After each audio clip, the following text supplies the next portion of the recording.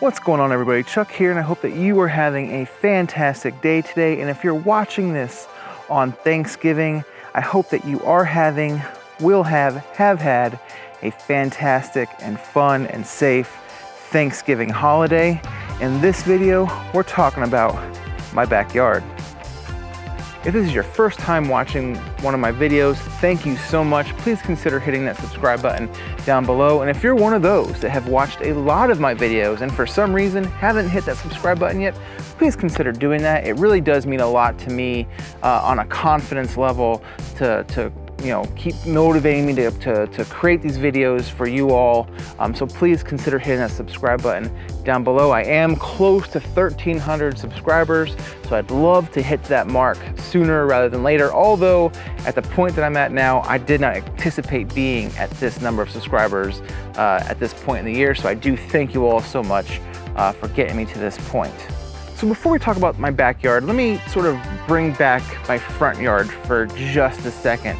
I don't take notes before I film these videos. A lot of times it's just off the cuff. I know kind of what I want to talk about and maybe have an idea of some of the points I want to hit on, but because I don't write anything down, I tend to forget stuff.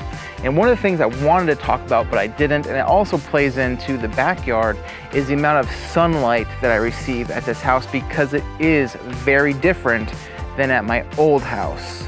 At my old house, my front yard got 8 hours plus of sunshine a day. Obviously it was cloudy or rainy or whatever, but on a sunny day, it got 8+ hours of sunlight, direct sunlight, every single day. Even in the backyard, it got, 5+. Well, here at the new house, and now keep in mind, we moved in early October, so the sun's setting a little bit lower in the sky. It's a little bit different, maybe higher in the sky, lower in the sky, whatever it is. It sits in a different position in the sky, we'll say that. And so it will be a little bit different in the spring and summer months, so I'll be curious to see what that looks like. But right now what I'm noticing is the corner that's closest to the garage in the front yard gets almost no sunlight. It's constantly in the shade. That's sort of where the clover is is at its thickest point, where I'm going to kind of point here. Now the sun sort of travels from these trees directly behind me, and they sort of follow along the back of my fence. And then there's a house, my neighbor's house is just off where I'm pointing now. It sort of sets in that direction. So the backyard, because the sun is setting, I guess it is lower in the horizon, if you want to say that, this backyard gets sunshine all day long, and the front yard doesn't. The front yard maybe gets 4-ish hours, and only 75% of that gets that, when the sun is like in between my house and my neighbor's house, that's when it gets its sunlight. So maybe if the sun's sitting more directly above us, it will get a little more sunlight out there in the front yard. But right now it looks like it's definitely a different sun pattern between the front yard and the backyard, which does play into, how the grass is gonna react. Some grass types, even some tall fescues, some varieties of tall fescue don't do well in the shade, while some do extremely well in the shade. So it really does make a difference on what kind of seed I'm gonna select out in the front yard. Now in the backyard, even if the sun's sitting right above me, I guarantee the backyard is just gonna receive full sunlight all day long. I'm almost positive about that. So the backyard. I have just over 4,000 square feet of lawn space, and that wasn't always the case. As I said in my last video and earlier, I butt up to a now out of business golf course, and because they went bankrupt, they started selling off all the land that went with the golf course. So my original square footage in the backyard was just a little around 1,000 square feet, I think. The property line is actually just off camera here. And so we purchased out to where my fence is now, because we've actually put the fence in, and just over the cart path a little bit, just over 3,000 square feet of new lawn space, which actually means I've inherited about a little over 3,000 square feet of Bermuda grass.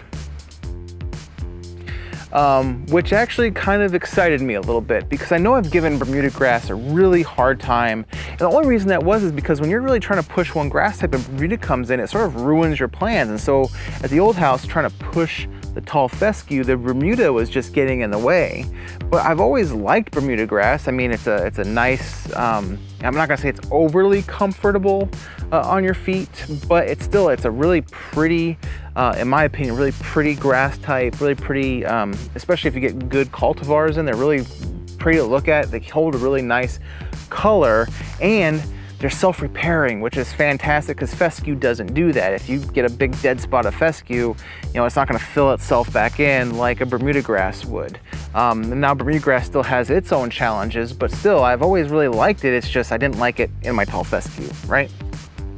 So now that I have just over 4,000 square feet of Bermuda grass, mostly Bermuda grass, and there's some weeds back here, there's some tall fescue, because what they did was they sodded tall fescue to the back of the house, and then the actual backyard proper, they seeded tall fescue, but because it was never really watered in, it wasn't fertilized, the Bermuda that was here started taking over a little bit, some weeds have taken over, there's still some clumps of fescue, but there's not much left from when they seeded the fescue. So my goal here is just to go ahead and let it go. Let the Bermuda grass go. Let it do its thing.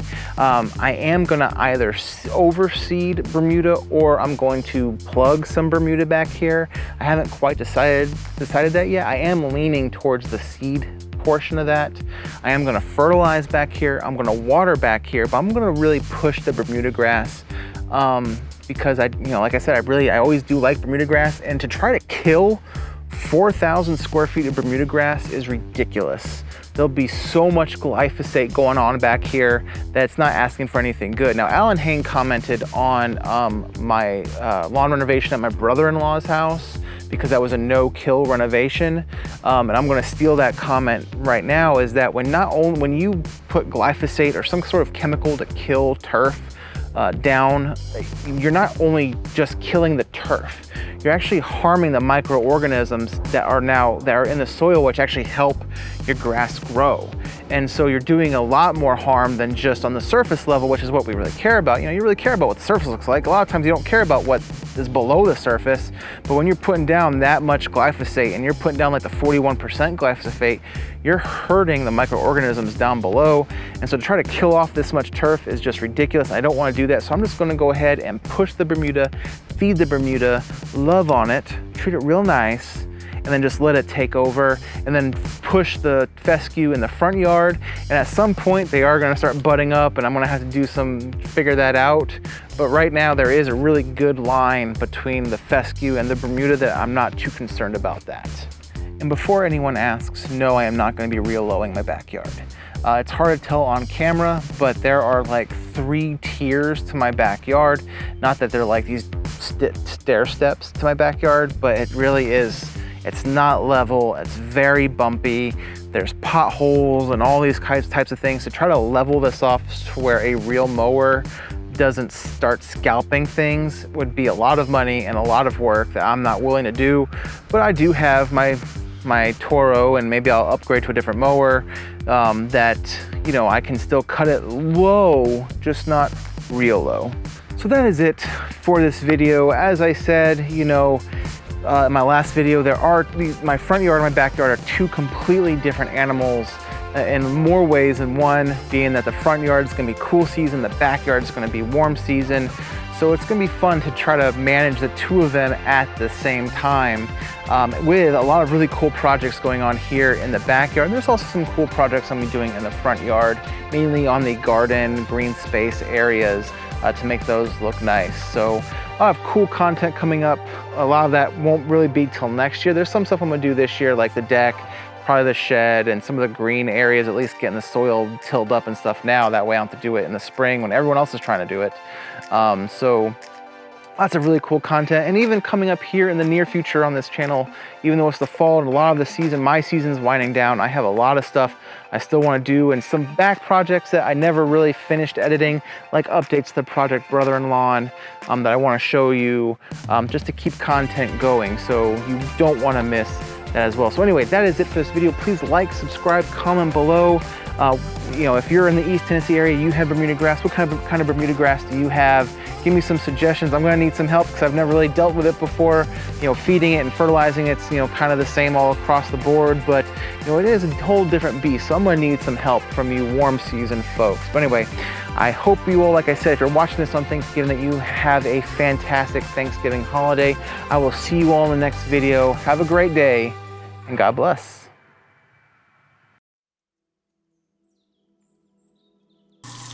I know I'm not breaking any new ground when I say this, but this Thanksgiving is different. Maybe you're just staying home or hanging out with less family. Smaller turkeys, less stuffing, no going and getting Black Friday specials after gorging on some of the best food of the year. This year is different. The world wants you to believe that life is awful. You hear things like, "I can't wait for this year to end," or "Nothing good has come of 2020, yada, yada, yada." Thanksgiving is a day where we are to give thanks, and many are thinking, give thanks for what? Many have lost their jobs, many have lost loved ones, many have gotten really sick. Life just seems more difficult. However, I find this Bible verse more significant now than ever before. Do not be anxious about anything, but in everything by prayer and supplication with thanksgiving, let your requests be made known to God. Philippians 4:6. The Apostle Paul is telling us to give our burdens to God and think about the positives, which there has to be some, right? My family is healthy. My extended family is healthy. Even with one positive COVID test, the rest of that household did not get the virus. My children are happy. Even on my most challenging day, I pick up my kids from daycare and they fill my evening with laughter. No matter what goes on in my day-to-day, I have a wife that loves me and kids that think I'm the best dad in the world. It can be hard to look for the positives when the world tells you that there aren't any. But I challenge you, like I challenge myself, give up your burdens and think on the positive. Even if it's for the smallest of things, give thanks. Even though we have not been able to go places and do things we wanted to do as a family, we have spent more time together, just the four of us, than we ever have. We even started baking cookies together and finding new adventures here at the house. This Thanksgiving, no matter what is going on around you, give thanks. I hope you and your family have had, will have, are having a wonderful Thanksgiving. God bless.